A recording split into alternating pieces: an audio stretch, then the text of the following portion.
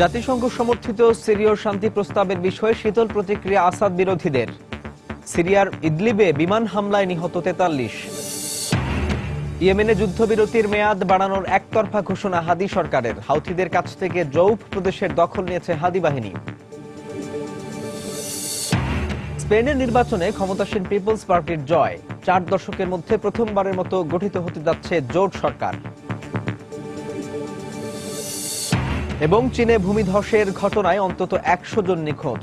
আরও ভূমিধসের আশঙ্কায় ৯ শতাধিক অধিবাসীকে নিরাপদে সরিয়ে নিয়েছে কর্তৃপক্ষ।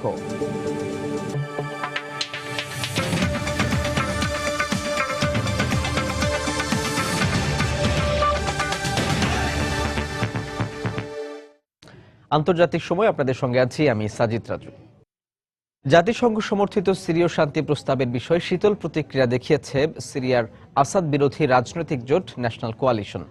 এদিকে আইএসকে সামরিক কায়দায় নির্মূল করা হলেও অন্যান্য বিদ্রোহী সংগঠনগুলো তার জায়গা দখল করবে বলে সতর্ক করে দিয়েছে ব্রিটেন ভিত্তিক একটি গবেষণা প্রতিষ্ঠান। এরই মধ্যে দেশটির দামেস্ক প্রদেশের জামারানা শহরে বোমা হামলায় ১২ জন নিহত ও অন্তত ৩০ জন আহত হয়েছে।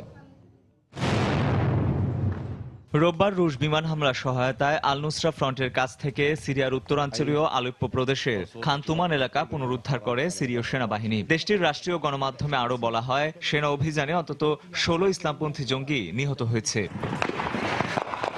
ব্রিটেনের গবেষণা সংস্থা the centre on religion and জিওপলিটিক্সের এক জরিপের বরাত দিয়ে গণমাধ্যমে প্রকাশিত প্রতিবেদনে বলা হয়, ইরাক সিরিয়া ভিত্তিক জঙ্গি গোষ্ঠী আইএস মার্কিন নেতৃত্বাধীন জোটের কাছে পরাজিত হলেও সিরিয়ায় অন্তত ১৫টি বিদ্রোহী সংগঠন রয়েছে যারা তার জায়গা দখল করবে। প্রতিবেদন মতে আসাদ বিরোধী বিদ্রোহীদের ৬০%কে কট্টর ইসলামপন্থী বা জঙ্গি বলা যায়। পশ্চিমা দেশগুলো বিদ্রোহীদের বিভিন্ন দল উপদলকে উদারপন্থী বা কট্টরপন্থী হিসেবে চিহ্নিত করার যে চেষ্টা করছে তার মধ্যে ত্রুটি রয়েছে। প্রতিবেদনে আরও জানানো হয়, শুধু সামরিক ব্যবস্থায় আইএসকে পরাজিত করা সম্ভব হবে না, এর জন্য প্রয়োজন আদর্শিক যুদ্ধও।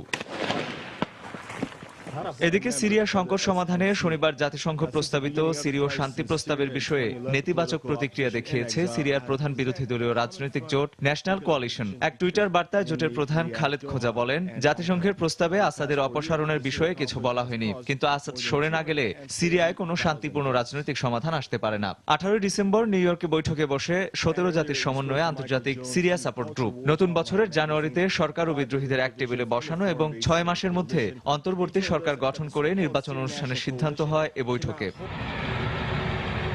তবে এত কিছুর পরও সিরিয়ায় থামছে না সংঘাত আর সংঘর্ষ। রোববার দামেস্ক প্রদেশের জামারানা শহরের আবাসিক এলাকায় বোমা বিস্ফোরণে একটি 6 তলা ভবন ধসে পড়ে। এতে নিহত হয় 12 জন এবং আহত হয় অন্তত 30 জন। এদিকে ইরাকে আইএসের দখলে থাকা আনবার প্রদেশের রাজধানী রামাদি পুনরুদ্ধারে বড় ধরনের অভিযান শুরু করতে যাচ্ছে ইরাকি যৌথ বাহিনী। তাই শহরটির বেসামরিক নাগরিকদের নিরাপদ স্থানে সরে যাওয়ার নির্দেশনা দিয়ে লিফলেট বিতরণ করা হয়েছে। সম্প্রতি আইএসের কাছ থেকে শহরটির কিছু অংশ দখলে নেয় ইরাকি যৌথ বাহিনী। রঞ্জন শুভ্র, সময় সংবাদ। জাতিসংঘ সমর্থিত সিরীয় শান্তি প্রস্তাবকে স্বাগত জানিয়েছেন পোপ ফ্রান্সিস। ভ্যাটিকান সিটিতে দেয়া এক বক্তব্যে তিনি মন্তব্য করেন, এর মাধ্যমে সংঘর্ষ বন্ধ হয়ে শান্তির দিকে এগিয়ে যাবে সিরিয়া। লিবিয়ার বিষয়েও কথা বলেন তিনি।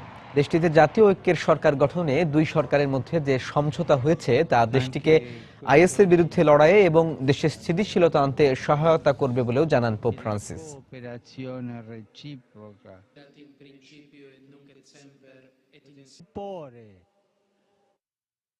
তুরস্কের নিরাপত্তা বাহিনীর অভিযানে কুর্দিস্তান ওয়ার্কার্স পার্টি পিকেকে 40 সদস্য নিহত হয়েছে বলে খবর পাওয়া গেছে। এ নিয়ে গেল 5 দিনে দেশটিতে নিরাপত্তা বাহিনীর অভিযানে 100-ও বেশি কুর্দি নিহত হলো। তুর্কি প্রধানমন্ত্রী আহমেদ দাভুদোগলু শনিবার এক ভাষণে বলেন, পিকেকে তার দেশে শান্তি শৃঙ্খলা নষ্ট করতে দেয়া কোনোভাবেই মেনে নেবে না সরকার। গেল বুধবার থেকে তুরস্কে কুর্দি এবং সরকার বিরোধীদের ধরতে অভিযান চালাচ্ছে সেনাবাহিনী। প্রায় 10,000 তুর্কি সেনা সদস্য এই অভিযানে অংশ নিয়েছে।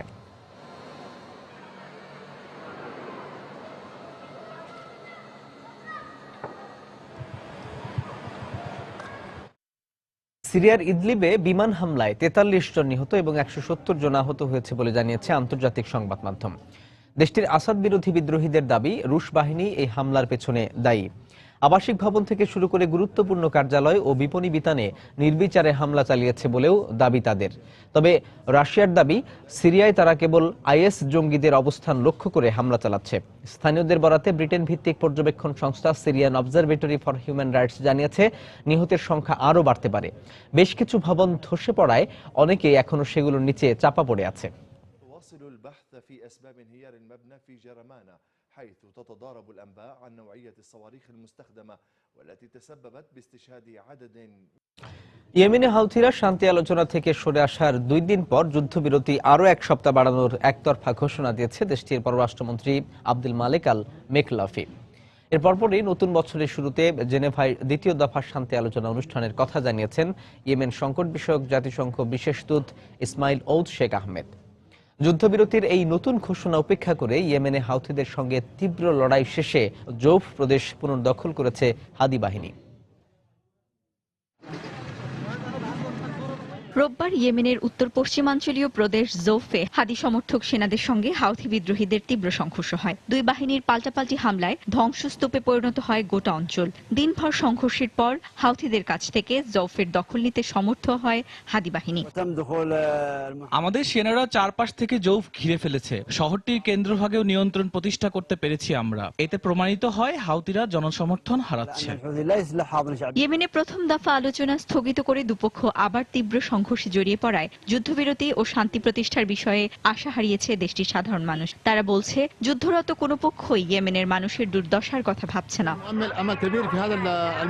জেনেভা আলোচনা নিয়ে অনেক বেশি আশাবাদী হয়ে পড়েছিল ইয়েমেনের মানুষ। হাদি সরকার আর হাউথিরা আমাদের বুঝিয়ে দিয়েছে আশা করার আর কিছুই নেই। আমাদের রাজনৈতিক দলগুলো শুধুই ক্ষমতা চায়, দেশের জন্য, দেশের মানুষের জন্য কোনো মায়া নেই তাদের। ওরা সবাই মিথ্যেবাদী, সবাই। তবে ইয়েমেনের মানুষের জন্য কিছুটা হলেও আশার বার্তা নিয়ে এসেছে হাদি সরকার। রোববার যুদ্ধবিরতি আরও 1 সপ্তাহ বাড়ানোর ঘোষণা দেন দেশটির পররাষ্ট্রমন্ত্রী। ইয়েমেনি হাউথিরা শান্তি আলোচনা থেকে সরে আসার 2 দিন পর একতরফা এই ঘোষণা আসে হাদি সরকারের পক্ষ থেকে। আমরা এখনো আশা হারাইনি। আমরা সত্যি সত্যি ইয়েমেনের শান্তি ফিরিয়ে আনতে চাই। এই যুদ্ধবিরতি তারই প্রমাণ। এবার উভয় পক্ষের সম্মতিতে জাতিসংঘের এক বিশেষজ্ঞকে যুদ্ধবিরতি পর্যবেক্ষণের দায়িত্ব দেয়া হচ্ছে। হাইতিরা সমর্থন দিলে এর মেয়াদ আরও বাড়ানো যেতে পারে। ইয়েমেনের শান্তি প্রতিষ্ঠার বিষয়ে আশাবাদী জাতিসংঘের বিশেষ দূত ইসমাইল শেখ আহমেদও। আগামী জানুয়ারির মাঝামাঝি সময়ে সুইজারল্যান্ডের জেনেভায় দ্বিতীয় দফা শান্তি আলোচনা শুরু হবে বলে জানান তিনি। ইয়েমেনের দীর্ঘমেয়াদী যুদ্ধবিরতি টানার ক্ষেত্রে এই আলোচনা ফলপ্রসূ ভূমিকা রাখবে বলে আশা করেন তিনি। দুপক্ষের মধ্যে বন্দি বিনিময় এবং সাধারণ মানুষের মানবিক সহায়তার জন্য লম্বা সময়ের অস্ত্রবিরতি প্রয়োজন। আগামী শান্তি আলোচনায় বিষয়টি প্রাধান্য পাবে। সঞ্জিদা ইসলাম, সময় সংবাদ। যৌন হয়রানির অভিযোগে রোববার পদত্যাগ করেছেন ইসরায়েলের উপপ্রধানমন্ত্রী ও স্বরাষ্ট্রমন্ত্রী সিলভান শালম। তিনি প্রেসিডেন্ট বেনিয়ামিন নেতানিয়াহুর ডানপন্থী লিকুদ পার্টির একজন শক্তিশালী সদস্য ছিলেন। নিপীড়নের শিকার কয়েকজন নারী সম্প্রতি শালমের বিরুদ্ধে যৌন নিপীড়নের অভিযোগ তোলে বলে জানায় রয়টার্স। ক্ষমতায় থাকাকালীন শালমের এই ধরনের আচরণের বিষয়ে সরগরম হয়ে ওঠে স্থানীয় গণমাধ্যমও। তবে এই অভিযোগের সত্যতা নিয়ে প্রশ্ন ওঠায় অ্যাটর্নি জেনারেলের নির্দেশে তদন্ত কাজে মাঠে নেমেছে পুলিশের বিশেষ দল। শালম ইসরায়েলের সাবেক পররাষ্ট্রমন্ত্রী হিসেবেও দায়িত্ব পালন করেছেন। দেশটির ইতিহাসে এই প্রথম কোনো জ্যেষ্ঠ নেতাকে এমন অভিযোগের ভিত্তিতে পদত্যাগ করতে হলো।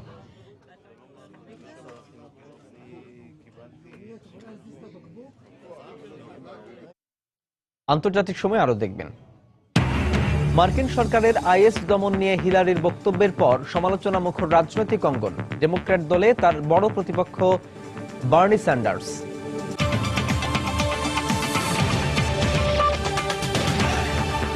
স্পেনের নির্বাচনে ক্ষমতাসীন পিপলস পার্টি অধিকাংশ আসন থেকে জয়ী হলেও হারিয়েছে সরকার গঠনের জন্য প্রয়োজনীয় সংখ্যাগরিষ্ঠতা। পার্লামেন্টের 350 আসনের মধ্যে পিপলস পার্টি পেয়েছে 123টি আসন। কোন দল সরকার গঠনের জন্য প্রয়োজনীয় আসন না পাওয়ায় প্রায় 4 দশকের মধ্যে প্রথমবারের মতো জোট সরকার গঠিত হতে যাচ্ছে স্পেনে। স্পেনের সাধারণ নির্বাচনের ভোট গণনা শেষে ক্ষমতাসীন পিপলস পার্টি অধিকাংশ আসন পেয়ে জয়ী হওয়ার পর উচ্ছ্বাসে উদ্বেল হয়ে ওঠে প্রধানমন্ত্রী মারিয়ানো রাজোর সমর্থকরা। 29% জনসমর্থন নিয়ে পার্লামেন্টে রাজওয়ের দল পেয়েছে 123টি আসন। তবে এককভাবে সরকার গঠনের জন্য প্রয়োজনীয় 176টি আসন না পাওয়ায় স্পেনে এবার জোট সরকার অবশ্যভাবী। তবে সে জোট বর্তমান ক্ষমতাসীন দলের নেতৃত্বেই হবে নাকি দুইয়ের বেশি ছোট দলের সমন্বয়ে সম্পূর্ণ নতুন সরকার হবে তা নিয়ে রয়েছে অনিশ্চয়তা। বিশ্লেষকরা বলছেন, চতুর্থ অবস্থানে থাকা সিউদাদানোসের সঙ্গে ক্ষমতাসীন পিপলস পার্টির জোট গঠনের সম্ভাবনাই বেশি। সংখ্যাগরিষ্ঠ দলের নেতা হিসেবে আমি সরকার গঠনের চেষ্টা করব যাতে স্পেন একটা স্থিতিশীল সরকার পায়। আমাদের দল এখনো স্পেনের 1 নম্বর দল। 22% ভোট পেয়ে দ্বিতীয় অবস্থানে রয়েছে নিকটতম প্রতিদ্বন্দ্বী সমাজতন্ত্রী দল PSOE। তারা পেয়েছে 90টি আসন। এদিকে 20.6% ভোট পেয়ে 69 আসনে জয়লাভ করেছে নবগঠিত ব্যয় সংকোচন নীতির বিরোধী বামপন্থী দল পদেমোস। ফল ঘোষণার পর পদেমোস দলের নেতা বলেন, তাদের এতগুলো আসন লাভের মধ্য দিয়ে স্পেনের রাজনীতিতে এক গুণগত পরিবর্তন সূচিত হয়েছে। আজ স্পেনের জন্য এক ঐতিহাসিক দিন। আমরা খুব খুশি, কেননা স্পেনে দ্বিদলীয় রাজনীতির দিন শেষ। দেশ এক নতুন যুগে প্রবেশ করেছে। পার্লামেন্টে আমাদের মূল ভূমিকা হবে দুর্নীতির বিরুদ্ধে এবং সামাজিক ন্যায় বিচারের জন্য লড়া।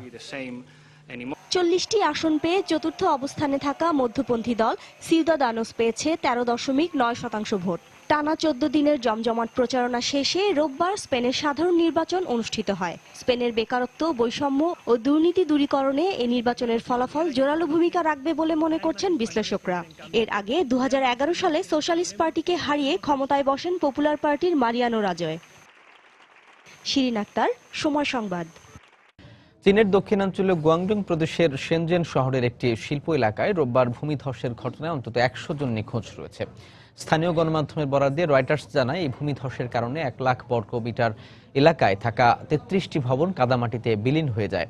পুনরায় ভূমিধস আঘাত হানতে পারে এমন আশঙ্কায় 9 শতাধিক অধিবাসীকে নিরাপদে সরিয়ে নেওয়ার কথা জানায় শহরের জরুরি ব্যবস্থাপনা কার্যালয়ের প্রধান ইয়াং ফেং। এই ঘটনায় এখন পর্যন্ত 7 জনকে জীবিত উদ্ধার করা হয়েছে। তাদের প্রত্যেককেই আশঙ্কামুক্ত বলে জানিয়েছে চিকিৎসকরা। ভেতরে আটকে পড়াদের বের করে আনতে এরই মধ্যে দমকল বাহিনী, পুলিশ ও উদ্ধারকর্মীদের অন্তত 2000 সদস্য আধুনিক প্রযুক্তির সাহায্য নিয়ে উদ্ধার কাজে অংশ নিয়েছে। তবে প্রতিকূল আবহাওয়ার কারণে তাদের বেগ পেতে হচ্ছে।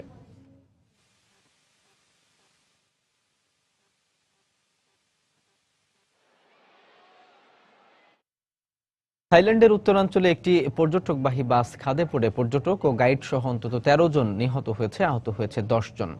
রোববার থাইল্যান্ডের চিয়াংমাই প্রদেশে এই দুর্ঘটনা ঘটে। পুলিশ জানায়, পর্যটকবাহী বাসটি একটি গাড়ির সঙ্গে ধাক্কা লেগে খাদে পড়ে যায়। এতে ঘটনাস্থলেই নিহত হয় 10 জন। নিহতদের মধ্যে অধিকাংশই মালয়েশিয়ার নাগরিক ছিল। দুর্ঘটনার পর হতাহতদের উদ্ধার করে স্থানীয় হাসপাতালে নিয়ে যাওয়া হয়েছে। বাসটিতে মালয়েশিয়া ও চীনের 23 জন নাগরিক ছিল বলে জানিয়েছে পুলিশ।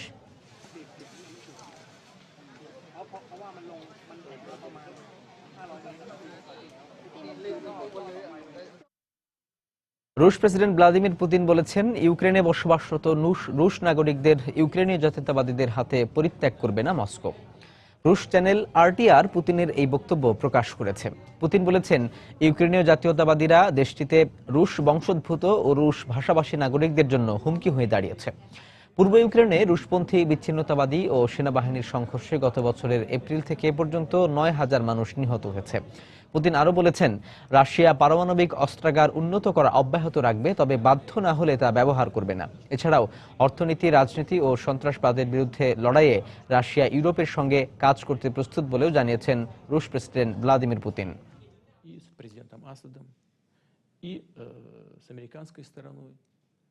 И я вот говорил об этом недавно. Не ждем от наших партнеров в Европе, что они откажутся от своей евроатлантической. যুদ্ধ বিমান বিধ্বস্ত হয়ে ইন্দোনেশিয়ার 2 পাইলট নিহত হয়েছেন। রোববার বিমান মহড়ার সময় জাভা দ্বীপের ইয়োগাকার্টায় আডিসোপটিকু আন্তর্জাতিক বিমানবন্দরের কাছে একটি জঙ্গলে বিমানটি বিধ্বস্ত হয়। সামাজিক যোগাযোগ মাধ্যম প্রকাশিত এক ভিডিও ফুটেজে দেখা যায়, T-50I যুদ্ধ বিমানটি বিধ্বস্ত হওয়ার পর সেখানে ধোঁয়া উঠতে শুরু করে। এ সময় প্রত্যক্ষদর্শীরা চিৎকার করতে শুরু করে। সংশ্লিষ্ট বিমান ঘাঁটির এক কর্মকর্তার বরাত দিয়ে স্থানীয় গণমাধ্যম জানায়, ইয়োগাকার্টা বিমান বাহিনীর একাডেমির প্রতিষ্ঠা বার্ষিকীর উপলক্ষে মহড়া প্রদর্শন করছিল বিমানটি। বিধ্বস্ত হওয়ার আগে প্রায় 15 মিনিট বিমানটি মহড়া প্রদর্শন করে।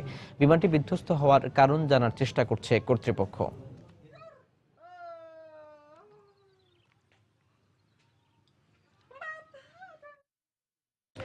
ইন্দোনেশিয়ায় ডুবে যাওয়া জাহাজের আরও 4 যাত্রীকে উদ্ধার করা হয়েছে। রোববার এক শিশু সহ লাইফ জ্যাকেট পরা 4 যাত্রীকে সাগরে ভাসতে দেখেন কয়েকজন জেলে। এরপর তাদের উদ্ধার করে সিয়ার একটি হাসপাতালে নিয়ে যাওয়া হয়। ইন্দোনেশিয়ার যোগাযোগ মন্ত্রণালয়ের এক মুখপাত্র জানান, এখন পর্যন্ত 42 জনকে উদ্ধার করা হয়েছে। এদের মধ্যে 3 জন মারা গেছেন। জাহাজটিতে কতজন যাত্রী ও নাবিক ছিল সে সম্পর্কে এখনও কিছু জানা যায়নি। ডুবে যাওয়া জাহাজটি উদ্ধার করতে কাজ করছে 3টি জাহাজ।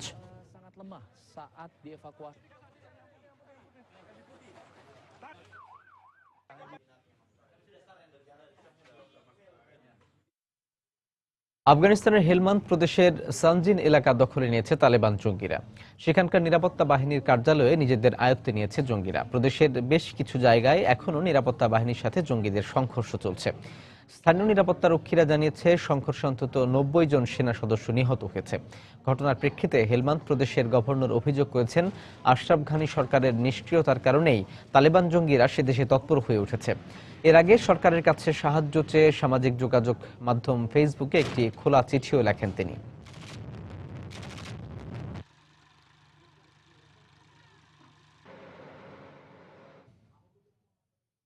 মেক্সিকোতে একটি বাস ও ভ্যানের সংঘর্ষে অন্তত 15 জন নিহত হয়েছে, আহত হয়েছে 30 জন। রোববার মেক্সিকোর দক্ষিণাঞ্চলের লস লিমোনিস এলাকার একটি খালি পর্যটন বাসের সঙ্গে যাত্রীবাহী ভ্যানের সংঘর্ষ হলে এই দুর্ঘটনা ঘটে। ভ্যানের যাত্রীরা একটি মার্শাল আর্ট প্রতিযোগিতা থেকে ফিরছিল বলে জানায় পুলিশ। নিহতদের মধ্যে 3 শিশু ও 7 জন নারী রয়েছেন। দুর্ঘটনার পর হতাহতদের উদ্ধার করে হাসপাতালে নিয়ে যাওয়া হয়েছে। মেক্সিকোতে প্রতি বছর প্রায় 4 লাখ সড়ক দুর্ঘটনা ঘটে, যাতে অন্তত 24,000 মানুষ প্রাণ হারায়।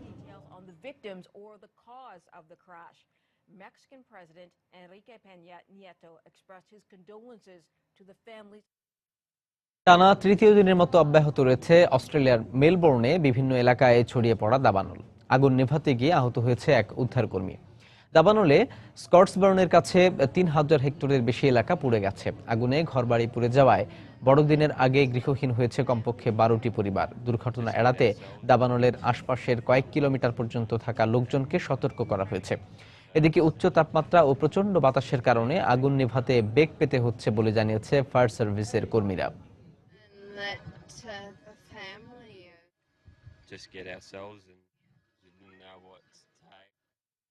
আন্তর্জাতিক সময় আরো যা দেখবেন। মুক্তির প্রথম দিনেই আয়ের রেকর্ড গড়ল Star Wars the force awakens. ফিলিপিন্সের পিয়া আলানজো মিস ইউনিভার্স খেতাবে ভূষিত।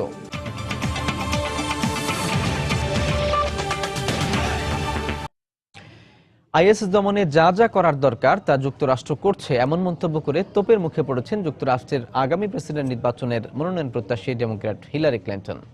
শনিবার ডেমোক্র্যাট দলের বিতর্কের পর হিলারির সমালোচনায় মুখর মার্কিন রাজনৈতিক অঙ্গন। তবে ডেমোক্র্যাট দলে হিলারির এখন সবচেয়ে বড় প্রতিপক্ষ বার্নি স্যান্ডার্স, তা গতকালের বিতর্কেই স্পষ্ট হয়ে গেছে বলে মত মার্কিন রাজনীতি বিশ্লেষকদের।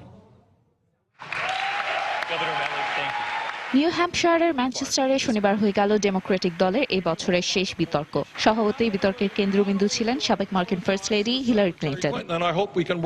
বিতর্ক মঞ্চে গতকাল বলা নিজের অনেক কথার জন্যই সমালোচিত হতে হচ্ছে হিলারিকে। বিশেষত আইএস দমনে তার দেশের অবস্থান সমর্থন করে কথা বলায় রিপাবলিকান দলের মনোনয়ন প্রত্যাশী বেন কারসন হিলারির কঠোর সমালোচনা করেছেন। হিলারি ক্লিন্টন আজ বিতর্কের মঞ্চে যা বলেছেন তা ছিল তার নির্বুদ্ধিতার প্রমাণ। প্যারিস হামলার ঘটনা দেখুন, সান বার্নার্ডিনোর ঘটনা দেখুন। এরপরও যদি আমরা জঙ্গি দমনে আরো কঠোর না হই, তাহলে আমি বলবো তা আমাদেরই নির্বুদ্ধিতা। দেশের নাগরিকদের কর কমিয়ে ঋণের বোঝা বাড়ানো আর সেনাবাহিনীর আকার ছোট করার যে পরিকল্পনার কথা তিনি জানিয়েছেন, এতে যুক্তরাষ্ট্রের ধ্বংস ছাড়া কিছুই হবে না। 5 বছর ক্ষমতায় থাকার পর অবসরে যাওয়ার আর এরপর দেশ নিয়ে আর মাথা না ঘামানোর পরিকল্পনাই যদি তার থেকে থাকে, তাহলে আমি আর কিছু বলবো না। এদিকে আগামী মার্কিন প্রেসিডেন্ট নির্বাচনে স্বতন্ত্র প্রার্থী কার্লি ফিওরিনা তো হিলারিকে মিথ্যাবাদী বলে আখ্যা দেন। হিলারি ক্লিন্টন একজন মিথ্যাবাদী। বেনগাজি হামলা নিয়ে তিনি মিথ্যা কথা বলেছেন। পররাষ্ট্রমন্ত্রী থাকাকালে ব্যক্তিগত ইমেল সার্ভার ব্যবহার করা নিয়ে তিনি মিথ্যা বলেছেন। তারপরও তিনিই নাকি ডেমোক্র্যাট দলের মনোনয়ন প্রত্যাশীদের মধ্যে এগিয়ে আছেন। আর ডোনাল্ড ট্রাম্পকে আইএসের সদস্য সংগ্রাহক বলায় হিলারির উপর চটেছেন ট্রাম্পের সমর্থকরা। তাদের বক্তব্য, ট্রাম্পের দাবি মানা হলেই আইএস জঙ্গি গোষ্ঠীটিতে পশ্চিমাদের অংশগ্রহণের মাত্রা কমে যাবে। তবে হিলারি যেভাবে কথা বলছেন তাতে বরং আইএস এর প্রতি সবার সহমর্মিতা আরো বাড়বে। আত্মপক্ষ সমর্থন করে এসব সমালোচনার কোনো উত্তর এখনো সাবেক মার্কিন পররাষ্ট্রমন্ত্রী হিলারি ক্লিন্টন দেননি। হিলারির বক্তব্যের সমালোচনা করলেও আরেক ডেমোক্রেটিক মনোনয়ন প্রত্যাশী বার্নি স্যান্ডার্সের রাজনৈতিক কৌশলের প্রশংসা করেছেন মার্কিন রাজনীতি বিশ্লেষকরা। স্যান্ডার্সই এবার হিলারির প্রধান প্রতিদ্বন্দ্বী বলেও বক্তব্য অনেকের। তানজিম মুনিয়াত, সময় সংবাদ। দেখছেন আন্তর্জাতিক সময়। সময় সংবাদের এক সপ্তাহের এই মাত্র পাওয়া খবর পাচ্ছেন মাত্র 5 টাকায়। শ্রীলঙ্কার নৌবাহিনী তাদের জলসীমা থেকে শনিবার রাতে 6 জন ভারতীয় জেলেকে গ্রেপ্তার করেছে। নৌবাহিনীর বরাত দিয়ে আন্তর্জাতিক গণমাধ্যম জানিয়েছে, ভারতীয় জেলেরা মেরিটাইম আইন ভঙ্গ করে শ্রীলঙ্কার জলসীমায় মাছ ধরার কারণে তাদের গ্রেপ্তার করা হয়েছে। এর আগে ডিসেম্বরের 17 তারিখে একই কারণে 4 জন জেলেকে গ্রেপ্তার করে তারা। এদিকে এবছরের নভেম্বরের প্রথম সপ্তাহে 126 জন জেলেকে মুক্তি দিয়েছে শ্রীলঙ্কার নৌবাহিনী।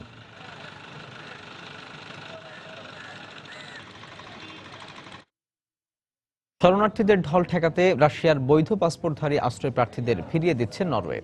নরওয়ের কঠোর শরণার্থী নীতির কারণে গত কয়েক সপ্তাহে পাকিস্তান রাশিয়ার আশ্রয় প্রার্থীদের বেশ কয়েকটি দলকে ফিরিয়ে দেওয়া হয়েছে।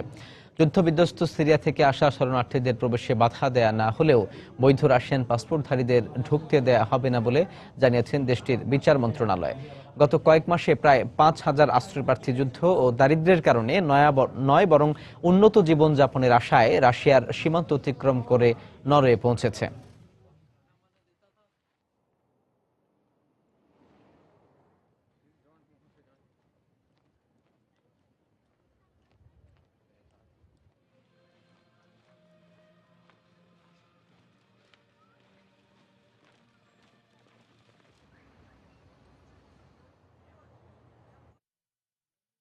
দর্শক, রাজধানী ধানমন্ডিতে আওয়ামী লীগের যুগ্ম সাধারণ সম্পাদক মাহবুবুল আলম হানিফ সাংবাদিকদের ব্রিফ করছেন। আমরা সরাসরি চলে যাচ্ছি সেখানে। ক্ষমা চেয়েছেন, উনি যদি জাতির কাছে ক্ষমা চান তার এই অপকর্মের জন্য, তারপরে যদি উনি ক্ষমা চেয়ে বলেন যে আমরা যদি আবার ক্ষমতায় যাই তাহলে আমরা অতীতের এই ভুল করব না, আমরা সকল ধরনের মানুষকে শান্তিতে রাখবো, সেই ক্ষেত্রে জনগণ তার কথার উপর আস্থা রাখবে কিনা ভেবে দেখতে পারে।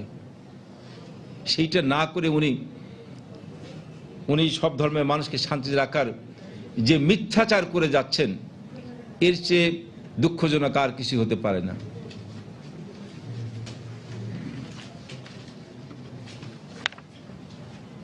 আমার সাংবাদিক বন্ধুগণ,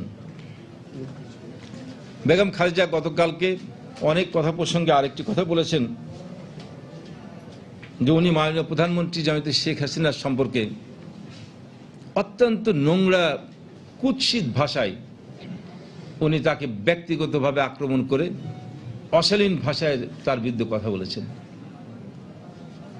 আমার মনে হয় যে কোনো সভ্য সমাজে রাজনীতির শীর্ষ পর্যায় থেকে সাবেক প্রধানমন্ত্রী হিসেবে বা একজন রাজনৈতিক দলের প্রধান হিসাবে এই ধরনের নোংরা ভাষা, এটা একমাত্র খালেদার মুখেই মানায়।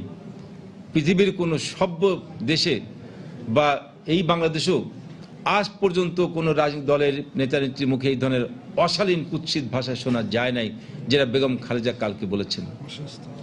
বেগম খালেদা কালকে বলেছেন যে আমাদের মাননীয় প্রধানমন্ত্রী জননেত্রী শেখ হাসিনা নাকি মানসিকভাবে অসুস্থ হয়েছেন, ওনার এখন গণভবন নয় পাবনার পাগলা গাড়িতে থাকা উচিত। বেগম খালেদার এই বক্তব্য শোনার পরে আমার বিশ্বাস বাংলাদেশের প্রত্যেকটা মানুষই তার বক্তব্য শোনার পরে এটা বিশ্বাস করে যে বেগম খালেদা নিজে মানসিক ভারসাম্য হারিয়ে ফেলেছেন। আজকে মানসিক ভারসাম্য হারিয়ে ফেলে কখন কি কথা বলছেন সেটা নিজেই উনি বুঝতে পারতেছেন না। কোন কথাটা বলাটা যৌক্তিক বা সমীচীন সেটা উনি সেই বোধ ক্ষমতা উনি হারিয়ে ফেলেছেন।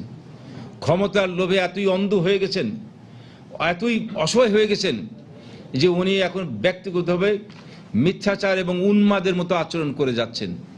গতকালকে যেভাবে বক্তব্য রেখেছেন তার এই বক্তব্য উন্মাদের প্রলাপ ছাড়া আর কিছুই মনে হয় না। আমরা আশা করি যে বেগম খালেদার রাজনৈতিক দলের শীর্ষ পর্যায়ের নেতৃত্বের কাছে অনুরোধ করব যে বর্তমানে বেগম খালেদা গতকালকে যে বক্তব্য রেখেছেন মাননীয় প্রধানমন্ত্রীর সম্বন্ধে, যদি উনি সুস্থ মস্তিষ্কে বা উনি যদি স্বাভাবিক অবস্থায় বক্তব্য রেখে থাকেন, তাহলে ধরে নিতে হবে যে উনি মানসিকভাবে অসুস্থ হয়ে পড়েছেন। দ্রুত তার চিকিৎসা করে তার সুস্থতা করার প্রয়োজন। আমরাও প্রার্থনা করবো আল্লাহ পাকের কাছে যে উনি যেন চিকিৎসা হয়ে দ্রুত সুস্থ হয়ে আসুন, কারণ একটি দলের নেতৃত্ব দিতে হলে তার মানসিক সুস্থতা প্রয়োজন।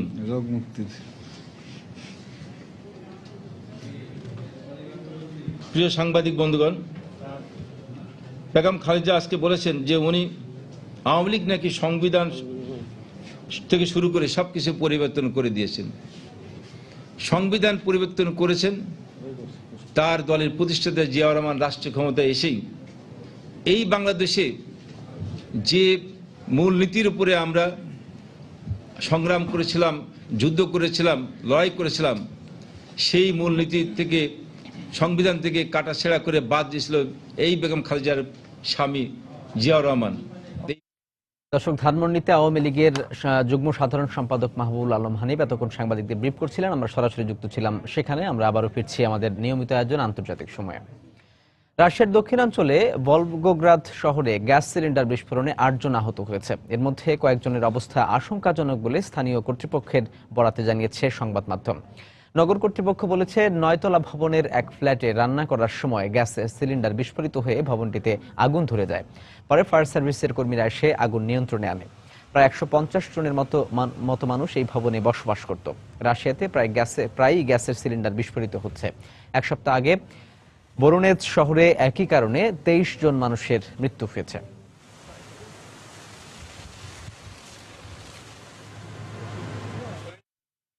কৃষি পণ্য রপ্তানিতে ভর্তুকি বন্ধের সিদ্ধান্ত নিয়েছে বিশ্ব বাণিজ্য সংস্থা WTO। এক্ষেত্রে উন্নত দেশগুলো দ্রুতই এই ভর্তুকি বন্ধ করতে যাচ্ছে, আর উন্নয়নশীল দেশগুলো ভর্তুকি বন্ধ করবে 2018 সাল নাগাদ। WTO-ভুক্ত 162টি দেশের মতে এই সিদ্ধান্ত কৃষি খাতের জন্য গুরুত্বপূর্ণ ভূমিকা রাখবে, কারণ কৃষি পণ্য রপ্তানিতে ভর্তুকি বন্ধ করলে দরিদ্র দেশগুলোর কৃষকদের প্রতিযোগিতায় টিকে থাকাটা সহজ হবে। এছাড়া এই সিদ্ধান্তকে ঐতিহাসিক হিসেবেও দাবি করেছে WTO।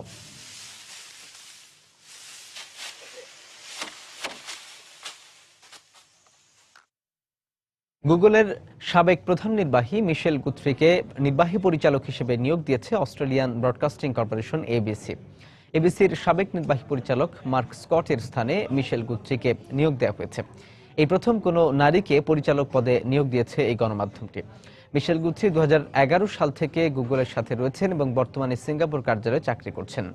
2006 সাল থেকে ABCর নির্বাহী পরিচালকের দায়িত্ব পালন করছিলেন মার্ক স্কট। তবে চলতি বছরের শুরুতে ব্যক্তিগত কারণ দেখিয়ে দায়িত্ব থেকে অব্যাহতি নেন তিনি।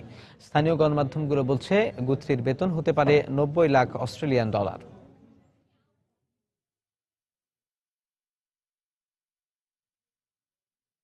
আগামী 25 ডিসেম্বর বড়দিনকে সামনে রেখে মেক্সিকোর রাজধানী মেক্সিকো সিটিতে এক ব্যতিক্রমে সান্তা ক্লজ মোটরসাইকেল র্যালি অনুষ্ঠিত হয়েছে। সান্তা ক্লজের পোশাক পরে এতে অংশ নেন অন্তত 300 সান্তা ক্লজ।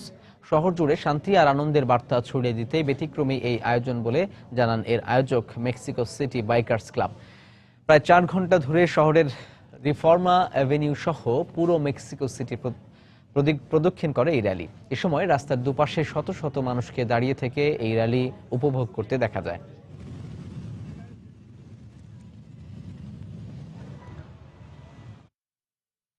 স্টার ওয়ার্স সিরিজের নতুন সিনেমা দ্য ফোর্স অ্যাওয়াকেন্স মুক্তির প্রথম দিনেই আয়ের রেকর্ড করেছে। বৃহস্পতিবার মুক্তির প্রথম দিনে যুক্তরাষ্ট্র ও কানাডায় সিনেমাটি আয় করেছে $5.70 কোটি। এর আগে এই রেকর্ড ছিল 2011 সালে মুক্তি পাওয়া হ্যারি পটার ও ডেথলি হ্যালোজ এর দখলে, যা আয় করেছিল $4.35 কোটি। প্রায় 30 বছর আগে রিটার্ন অব দ্য জেডাই পর্বের প্রথম থেকে স্টার ওয়ার্সের কাহিনী শুরু। বিশ্লেষকরা বলছেন সিনেমাটি সর্বকালের সবচেয়ে বেশি আয়ের রেকর্ড করতে পারে।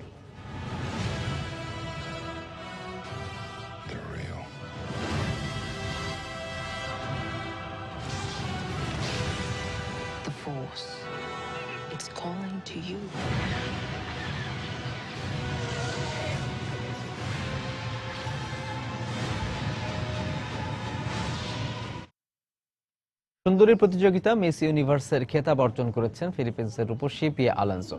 রোববার যুক্তরাষ্ট্রের লাস ভেগাসে এক জাঁকজমকপূর্ণ অনুষ্ঠানের মধ্য দিয়ে তার মাথায় বিজয়ের মুকুট পরিয়ে দেওয়া হয়। তবে অনুষ্ঠানের উপস্থাপক ভুল করে প্রথমে মিস ইউনিভার্স হিসেবে মিস কলম্বিয়ার নাম ঘোষণা করায় এক নাটকীয়তার সৃষ্টি হয় এবারের মঞ্চে। মিস ইউনিভার্সের ইতিহাসে এমন ঘটনা আর কখনোই ঘটেনি।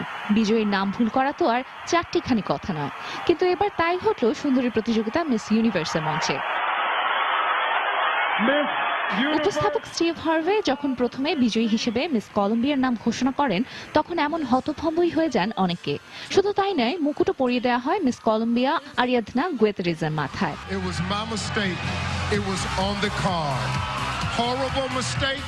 But the right thing, I can show it to you right here. The first runner up. কিছুক্ষণ যেতে না যেতে আবারও ঘোষণা দেন স্টিভ হার্ভে। প্রথমে নিজের ভুলের জন্য চেয়ে নেন ক্ষমা। পরে মিস ইউনিভার্স 2015 বিজয়ী হিসেবে ফিলিপিন্সের রূপসী পিয়া আলোনজোর নাম ঘোষণা করেন। আবারও করতালিতে মুখর হয়ে ওঠে চৌকস সুন্দরীদের আসর।